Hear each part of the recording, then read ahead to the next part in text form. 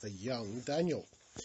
Now, when Nebuchadnezzar, the king of the Babylonians, had captured Jerusalem, he carried away some of the vessels that were from the temple, and he also took away some of the promising young men, and even children who were handsome and bright, who were clever, and who seemed to be worthy of going into the king's palace in Babylon. The idea was that they were going to teach them all the education and the science and the wisdom of the Babylonians and teach them the language of the Chaldeans.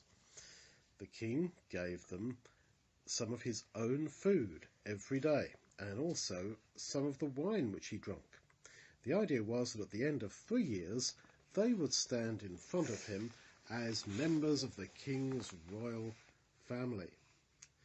Amongst those, he was trying to make them part of his family. Yes, in the wider sort of sense. Why? Well, they thought that these young Hebrew boys were very smart, very clever, young Jews, we could say, from Judah, that they were smart and clever, and he wanted to have them trained up to become Babylonians and to become part of his wider palace household. And this included Daniel, Hananiah, Mishael, and Azariah. And they were given new names, Babylonian names. Daniel was called Belteshazzar, Hananiah was renamed Shadrach, Mishael was called Meshach, and Azariah was called Abednego. So they were trying to make these young boys absolutely Babylonian. But Daniel decided in his heart that he was not going to eat the king's food, nor was he going to drink the king's wine. And so he bravely asked the man who was looking after them, his name was Melzar, who the king had told he had to look after these 4 boys. He bravely asked this man Melzar if, please, I cannot eat this food because it's been used as for worshipping idols. And probably it was unclean food, food which, under the law of Moses, Jews weren't supposed to eat. And Melzar, the man who was looking after the boys, explained his problem. Do you think there would have been pig, which was probably unclean? It probably would have been, yes. So Melzar explained his problem. He said, I'm frightened of my lord, who is the king. He's ordered me to feed you well, and what happens if the other boys in your group look better than you? He's going to get angry with me that I haven't properly looked after you, and he could cut my head off because of that. And so Daniel was very wise for a young boy. He said, test us, please, 10 days. Just give us beans and peas to eat, vegetables, and water to drink, not wine. Then after 10 days, you look at our faces and compare us against the faces of the children who ate the king's food, and you make your decision who looks best. Now, the fact that there were other Jewish boys who did eat the king's food and eat the unclean food and drink the king's wine, that, in a sense, made it more difficult for Daniel, because it's really hard when others who are apparently Christian are going the wrong way, and you've got to be different. And that's why there's a children's song that says, dare to be a Daniel, dare to stand alone.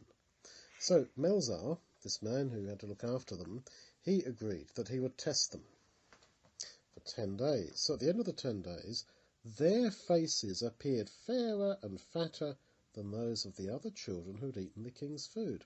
So Melzar agreed to not give them the king's meat nor the king's wine. Instead, he just gave them vegetables and water.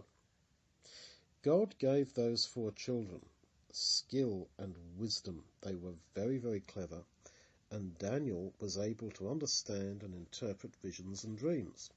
Now, at the end of the time, when the king said they had to be brought in, that seems 3 years, the master of the boys took them before Nebuchadnezzar. The king talked with all the boys, and he preferred those 4, Daniel, Hananiah, Mishael, and Azariah, because he saw that in every matter of wisdom in which he tested them, they were 10 times better than all his magicians and astrologers.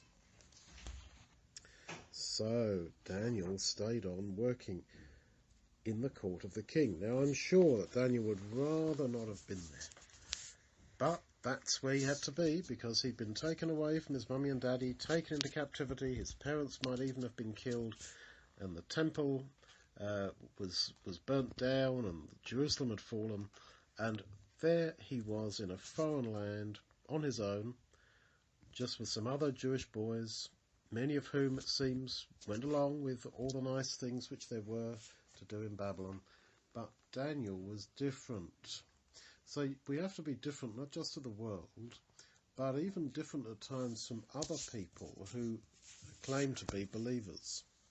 We have to be different to them, and we have to say that I, in my own conscience, will stand up for what is right, even if we have our backs to the world.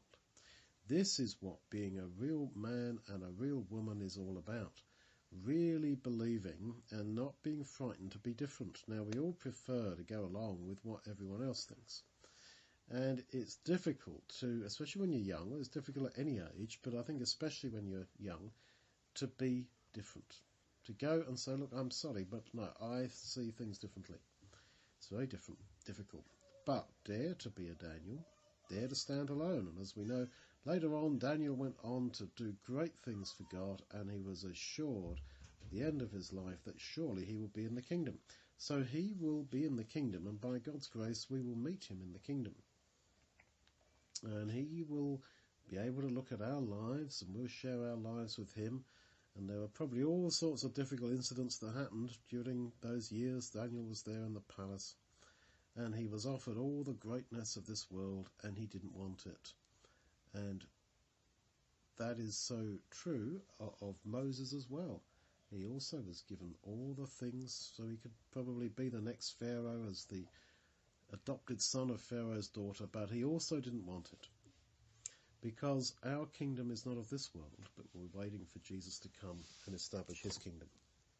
But didn't Moses think that he was Pharaoh's daughter's son?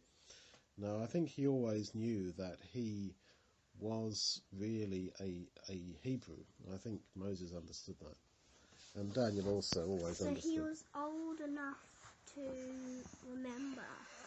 Well, maybe he was old enough to remember, or maybe his adopted mother told him. Maybe he still had some contacts with Amram and Jochebed and Aaron.